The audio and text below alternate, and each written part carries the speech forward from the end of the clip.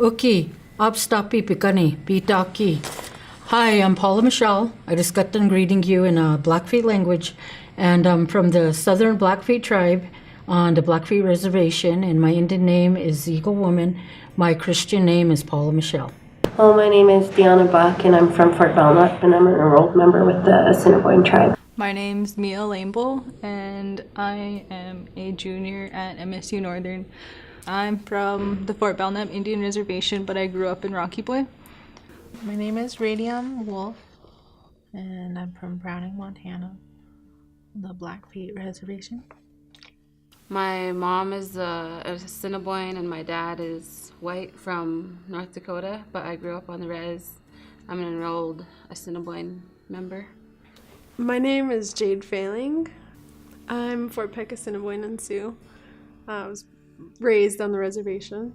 I'm Jonathan Nepoos. I'm from Rocky Boy. I grew up in Rocky Boy. I'm from Canada and America, if you will. My name's Yvonne Redboy. I'm from Poplar, Montana, which is located on the Fort Peck Indian Reservation of the Assiniboine and Sioux tribes.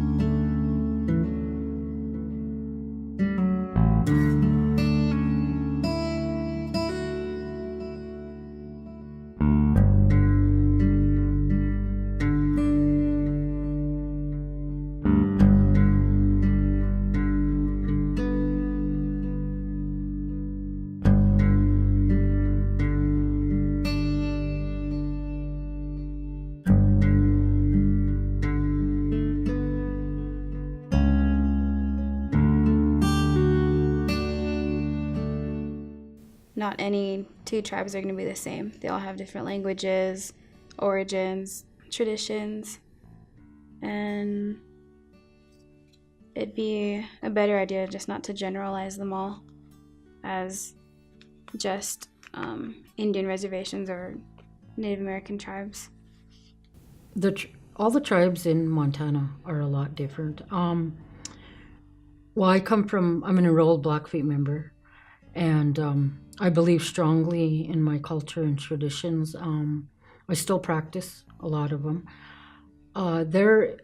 There's like 3 tribes of us, and one of us is in Montana. The other 2 are in Canada. Our first one is we're the Blackfeet, where we're the Southern Blackfeet, where they call Upstapi Bigani. That's who we are right here. Then we have Siksika and Akainai. They're part of us. We're all one tribe. And where in Montana, you have your Crees, you have your Chippewa Crees, you have your Assiniboines, Assiniboine Sioux, and the various other tribes that are in the area. And they're, as far as with their languages, is different. Their dialect is different. How they speak in their native tongue is different. Some of their cultures are, different.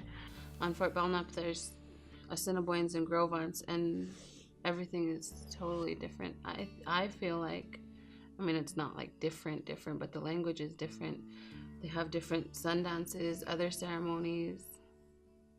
So like the Blackfeet and the Cree are like completely different. So like we take just like their dialects alone or like the slang. It seems to me that like each tribe in Montana has their own, system, their own governing system.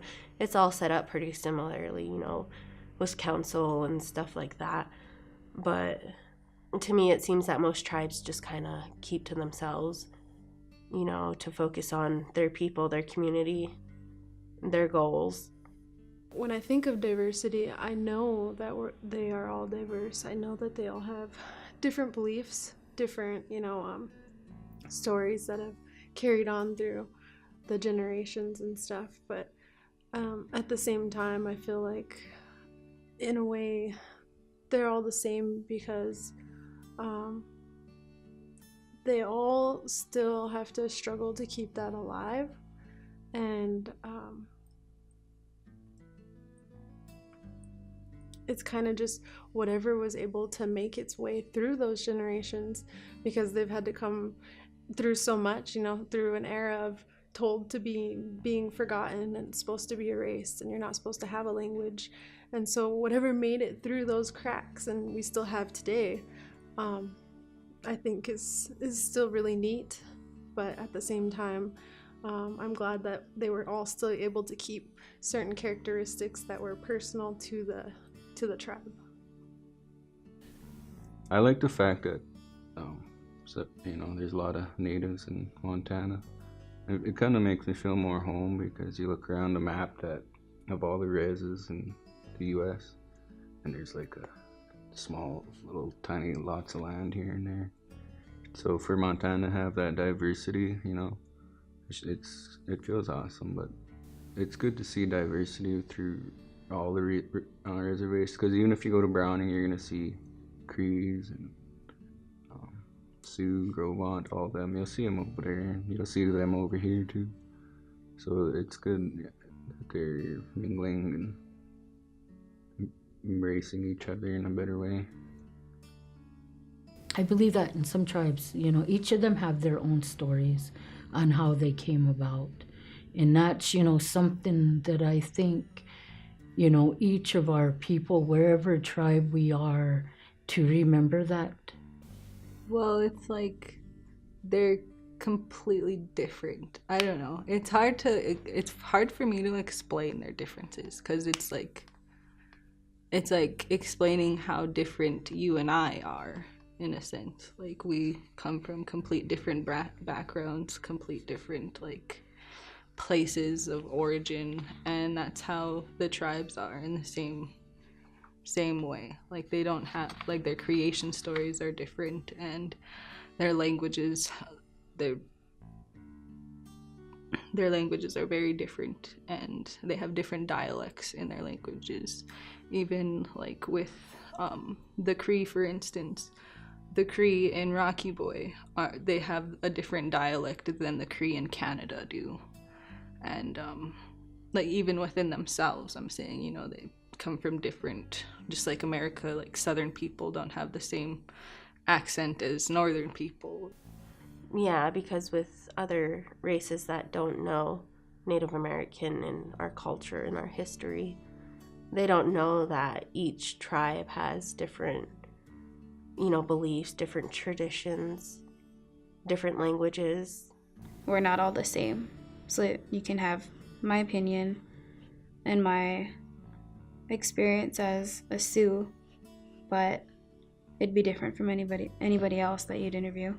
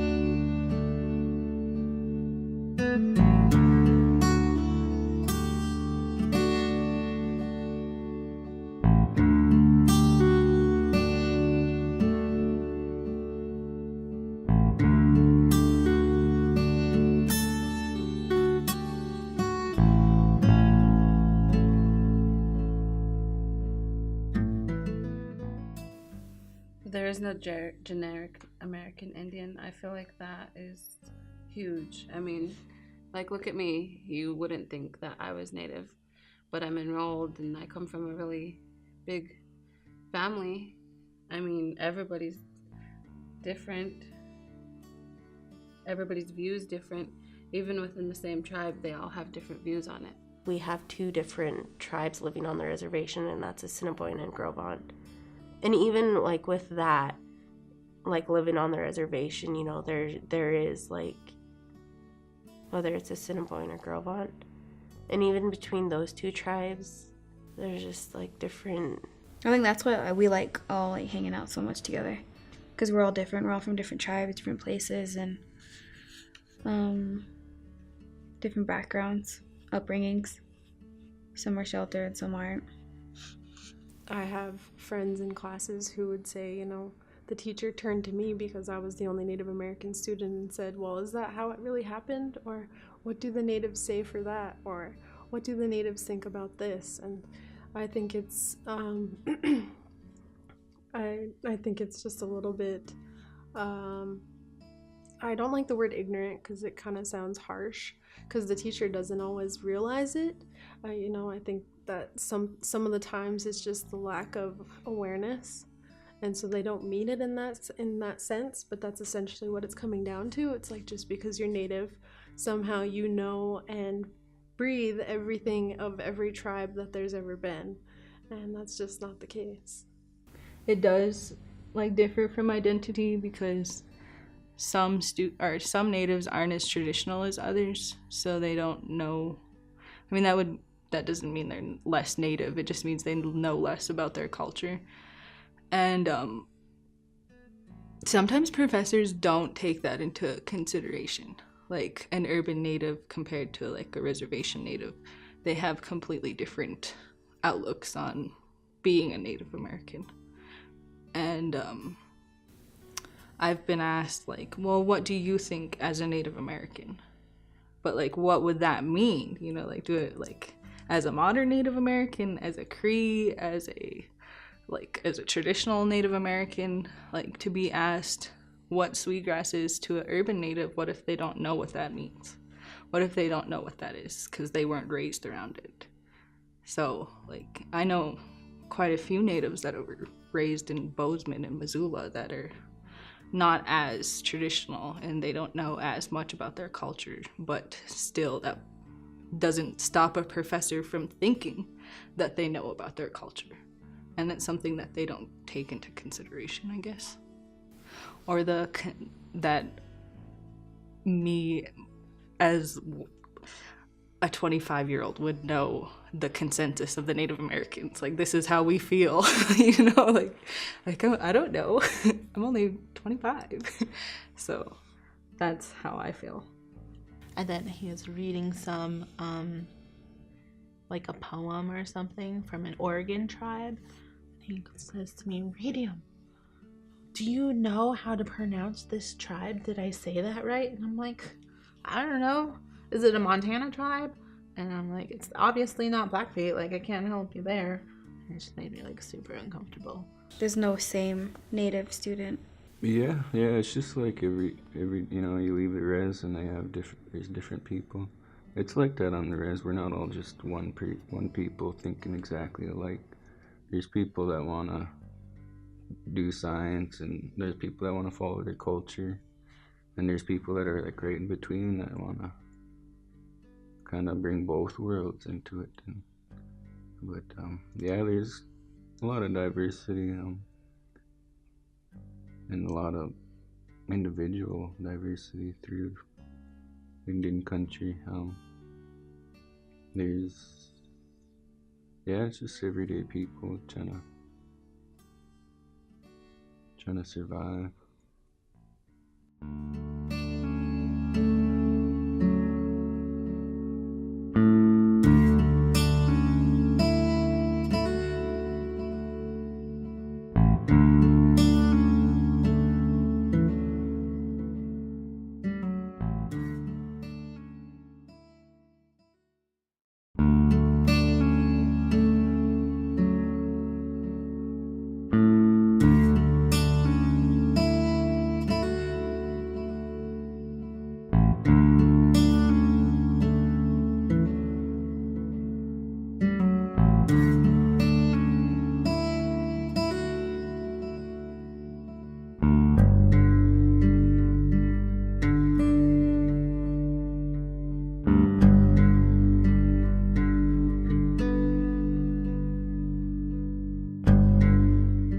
See in the college, because then you really see these people who take it upon themselves, because at this age you're all adults and it's your choice how you're going to live and what you're going to incorporate in your life and what you're going to put time and effort into. And so it's really neat to see the people who do keep it going and know that they want that as a part of their life. Whereas you do see some, it kind of just ends there, where the family, they're away from the family now. They don't have that pressure. They don't have to do it. And so they just kind of let it go because it's, they see it as easier or whatever. And then I do see a few people that they don't embrace it at all, and they would rather just like to be seen as a normal individual. So the less they associate with any type of culture or traditional, the more normal they want to feel, and the more normal they think they are, And so it goes, you definitely see all the different diverse ways people go with it.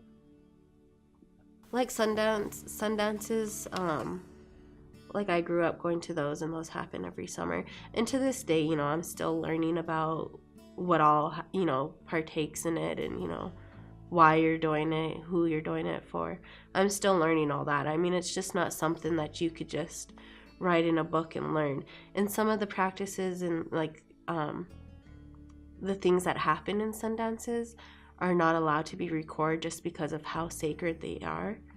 So that's another thing why, it's like you can't just talk about it and think you know it. It's something where you need to go and you need to experience it firsthand. Yeah, for traditionally, they have like the ceremonies, and I feel like there's a lot of expected on you either side, whether you're religious or you're traditional, like true native. I don't know, there's like different groups that are in either side. There's some that were once traditional but are now Christians, and there's some that are Christians but are now traditional. And I don't know, I guess it depends on your own perspective and your own upbringing. We also go like to church, to the Catholic Church, but we also believe in our traditional and cultural ways, and we are very strong in it. It does not matter if you believe in this way, the church, whatever. If you believe in both, that's up to you. But wherever you're to feel good about yourself, and where you're going to get the blessing from the Creator and the Lord Jesus Christ, and however it's going to help you. I come from kind of like a half Christian and half traditional household. So my mom was raised Catholic, and then she converted to Methodist. And then my dad considers himself to be more traditional. Your own spiritual connections, and it's something I've experienced personally. I don't know if you've ever been in the sweat. No. That's a really humbling experience. I like to feel you just purify. You feel, cleansed after you come out, and yeah, it's a really good experience. Different natives have different beliefs too, I guess. Like I've also heard you're not supposed to point at people. That's why you see the head movement or the lips to point is, if you point at somebody, you're throwing negative vibes at them in a sense. Like you're pointing at them. I don't know. It's disrespectful to do that though, and I've always been taught not to use your fingers to point at anybody, but that's where the head bob comes from. So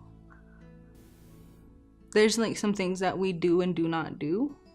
Like some people believe, or some tribes will believe that it's disrespectful to look you in the eye. So that's like, if you see some natives not looking you in the eye, that could be a reason why, is that it's disrespectful. There are some families that are a little bit more traditional and that hold those traditions really close and, practice them weekly or monthly, And then there's just families that don't practice them, that weren't brought up into them as much as other families were. your family and how you were raised. Some people, they have the families that were always very closely tied to it. They were very traditional, and their families, kept that alive and kept it strong, and kept passing it on. But then there's the other families where because you have to work kind of hard. I can't imagine how hard it was to keep those going, especially in times when it was being broken down and being viewed as inferior. And so a lot of families lost that, and so they still had some traditional values, but they weren't extremely closely tied to the family. And then, like me, the way I was raised, it was kind of just in the middle. My family wasn't very traditional, but they weren't against it or looked down on it or anything, but it wasn't, we didn't basically embrace it and make it a huge part of who we were as a family. We basically just made it by and accepted ourselves for who we are, and didn't do any less or any more.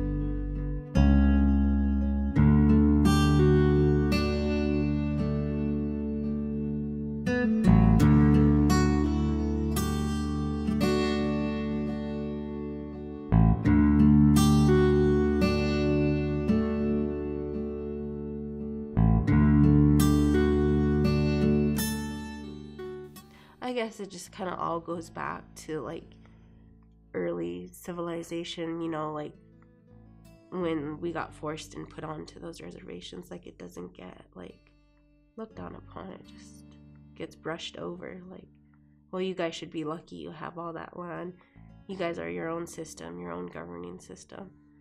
But when really I don't think we would really want it that way. Living like a Native American, living in two worlds. Yeah, like having to act this way, when you're away from the res, or when you're away from, Native American culture. You kind of feel like you're obligated to act a certain way. And then it's like, with going back home, just being in a different world of, the way things are. I know reservations were meant to pretty much give power back to natives, like empowerment wise, they can govern themselves, but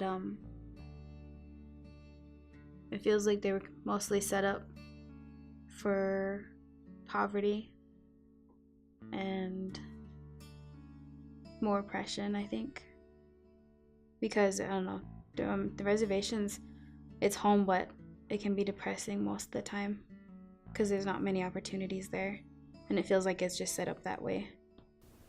I never thought of it as bad until I grew up. I always thought of it as like home, where everybody is used to seeing other natives, but then once you get off the reservation, you realize, that not every place is like home. Home is this little piece of area that they call the reservation, and then they call it, everyone that lives on the reservation refers to everything off the reservation as real life.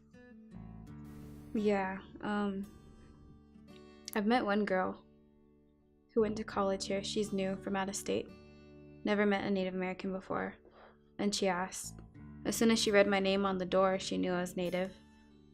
And she said from her experience, her mother told her that Natives we're just a bunch of drunks and bums. So she didn't know what to expect when she met me. And I sat down with her and I answered all the questions she had, and it seemed like we weren't so different at all. Actually, I feel like I'm gonna always keep this one in mind because it's gonna always intrigue me, and I'm always gonna want to know more about it.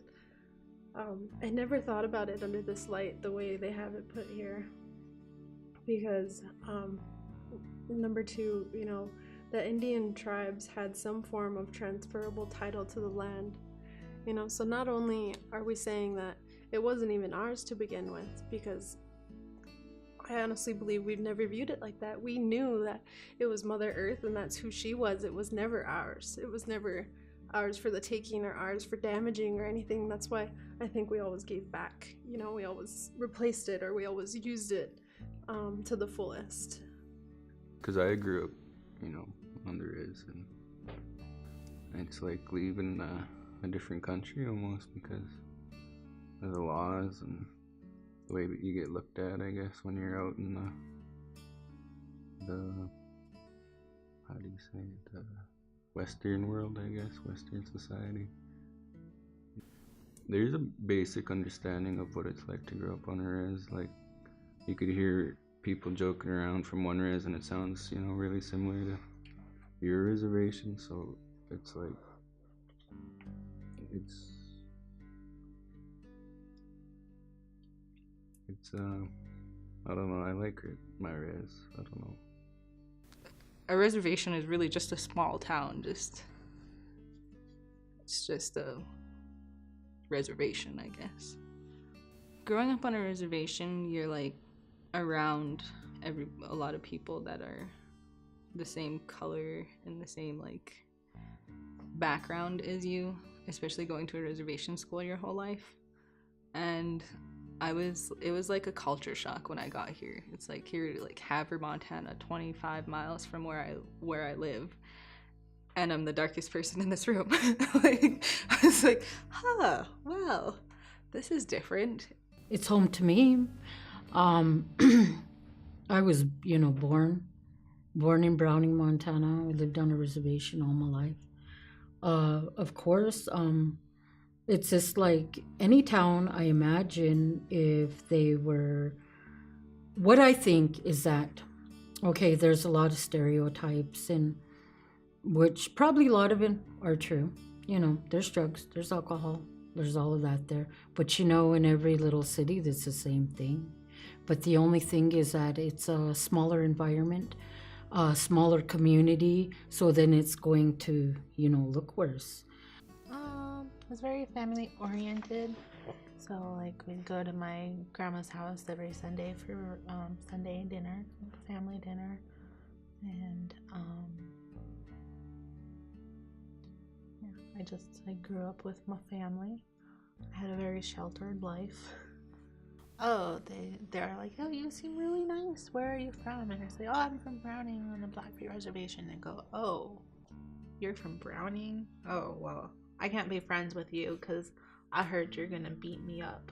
Like, people who are from Browning, like, they just like get in fights. I'm like, seriously? Like, have you seen me? Do I look like I could beat you up? Like, no, like, that's not the kind of person I am. But thank you for stereotyping me. They think we're all basically fenced in and we can't leave the reservation, that we have to sign out to leave. I think it was difficult. I mean, that's all I knew. We just lived on the res. I moved to Havre 3 years ago, and besides boarding school for a year, this is where, I mean, that's home. It's home. It'll always be home.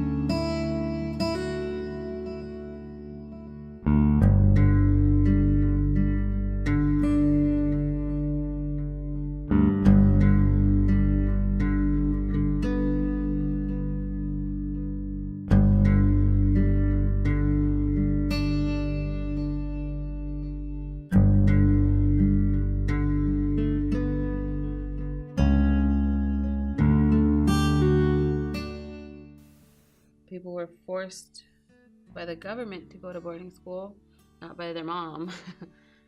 um, yeah, and there's a lot of people alive today that still have issues from those boarding school periods. You know, when you're with your family and then you hear them talk about stuff, or I don't know, I guess that's kind of like another thing too, because you know, with our elders and our grandparents, like, they don't talk about it. They were taught not to talk about it because they grew in that time period with boarding schools, so you don't hear much about it. And once I got into Fort Pitt Community College, I learned about Native American studies, like the histories. We read deeper into it, and it made more sense. And it feels like Native genocide is like really covered up and looked past in public schools. They don't never teach us about, never hear that word genocide. They just tell us about small things that have happened. I always think this one's kind of ironic and funny because, you know, people that are non-natives that I've seen like to view it as, well, you're not still living in a teepee. You're not riding a horse. You're not, you know, living in leather and going out hunting and fishing all the time. And, you know, I always think it's kind of oblivious of them for them to view it that way, because you can see right here through the time periods of why we don't have that anymore and why we're not living that way anymore. And it comes back to that, like, our people have went through these different time periods of basically being broken down and having it stripped away, and basically being told that they need to be more like them.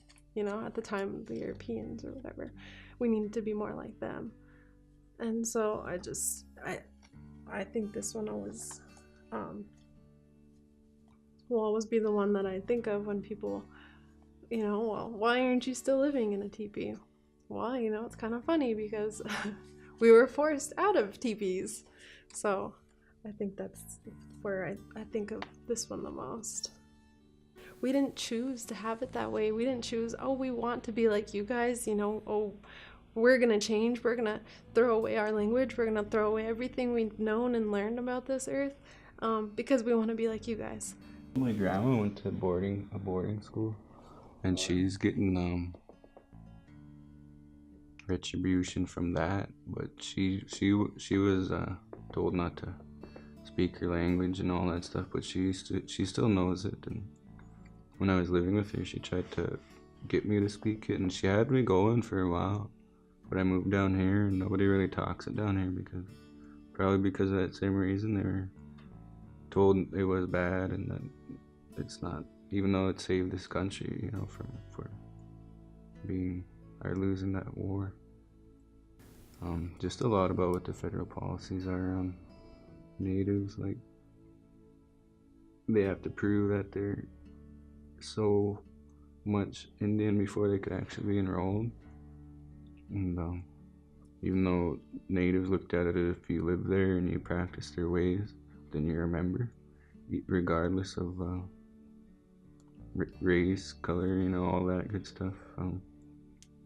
But yeah, that's something that I guess could be looked at.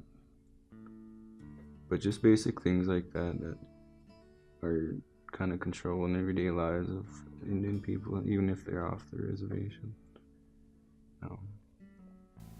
Just seeing all of these policies just like feels owned or something.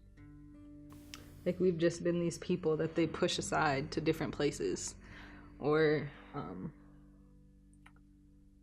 yeah, that's like, we got pushed into treaties, we got pushed into the allotments, our children got pushed into the boarding schools, and then we got pushed into being tribal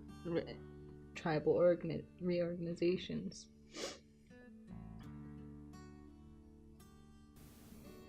Like, just looking at those, I mean, because I know what all of these policies stand for and what happened during them. And to look at the timeline is just that makes me feel owned. I mean, it started out with pretty much internment camps that turned into what they are now. And with the CBID, I just feel like they just want to kill us off after a while, but that's just my personal.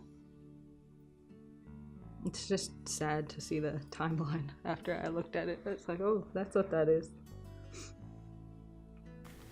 Well, like when I was talking about like, you know, like blood quantum and stuff, that was part of the termination thing, because they're like, the government was like, oh, well, you know, we can't clearly, you know, massacring these people is not working, like they're still here, so we're gonna set up this like blood quantum law, and then you know, they're gonna keep multiplying and stuff, and pretty soon they won't be federally recognized as Native Americans because, you know, their blood quantum is gonna be like diminished, and that's like part of the termination thing. Like, I guess just what happened to Native American people, like, it does carry on from family to family, person to person.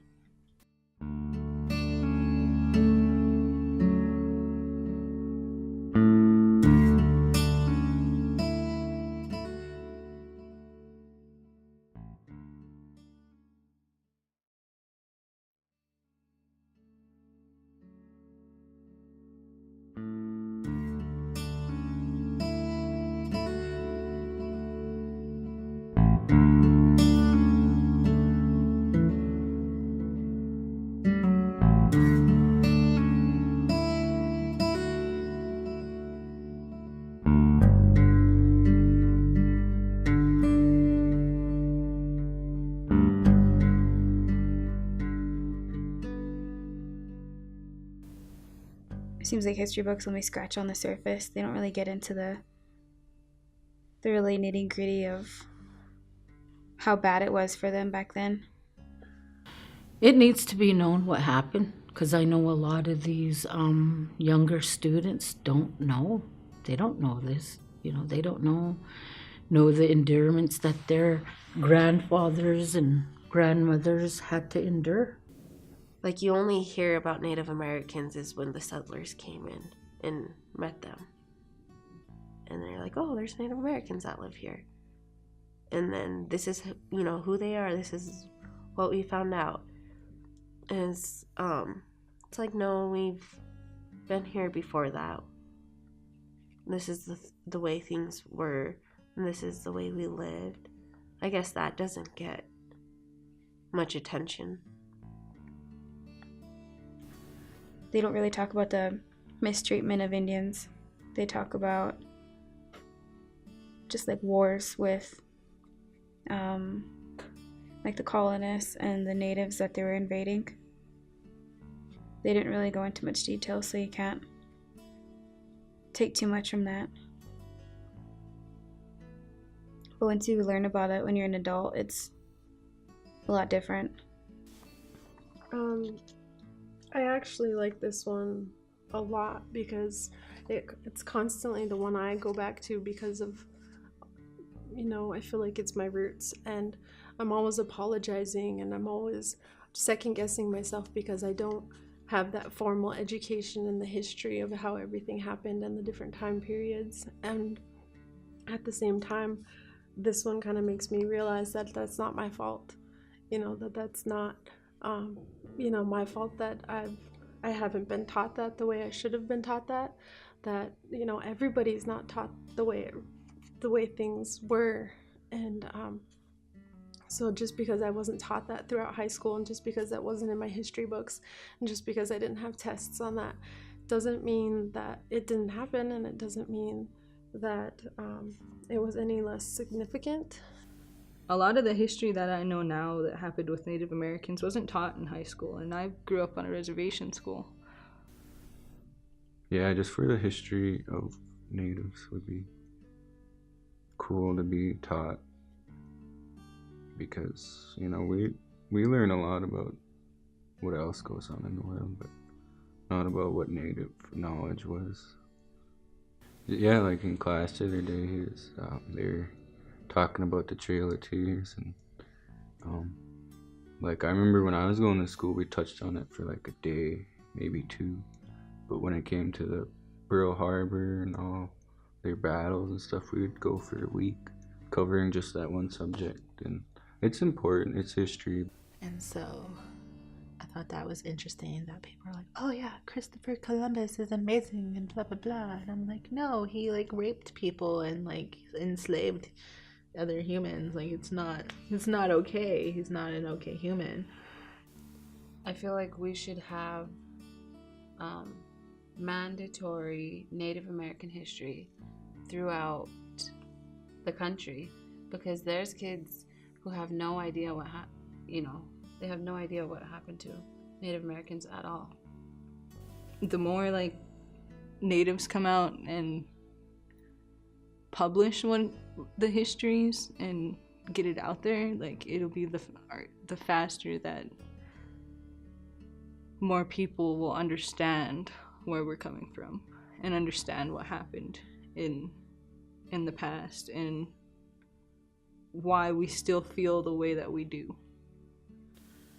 One day,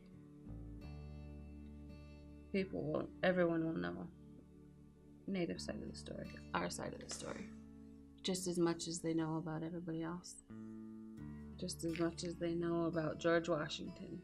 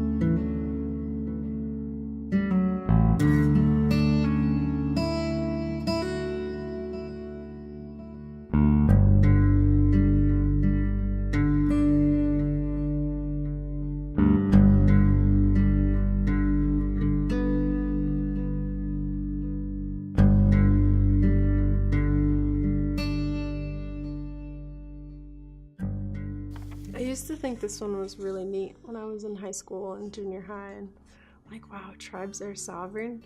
It's such a neat concept. But as I got older, and even more so now that I'm in college and I have friends who are Native American study majors and minors and stuff, and they kind of let you know about what that really means, and are we really sovereign?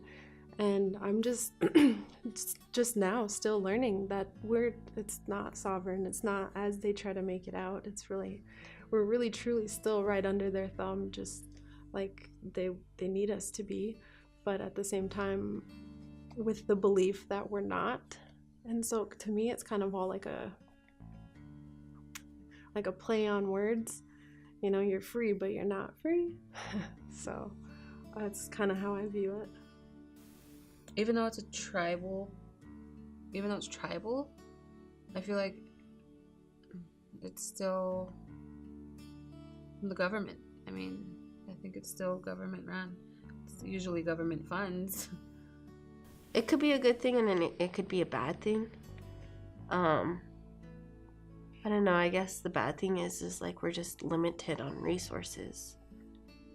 The government wanted us to kind of have our own kind of rules and stuff like that of how we're gonna, help our people, our community, rather than the government coming in and running things for us. Yeah, when you're going from tribe to tribe, you have different laws that you could follow. Maybe somewhere's cultural laws, but even like jurisdiction laws and stuff like that is a big deal. But yeah, we're sovereign, but to an extent. Sovereign, in my understanding, is that you are in control of yourself. You're in control of your people. That we'd be in control of the tribe. But we still have to answer to the federal government. We're not completely sovereign. All of our laws have to go underneath the federal government still.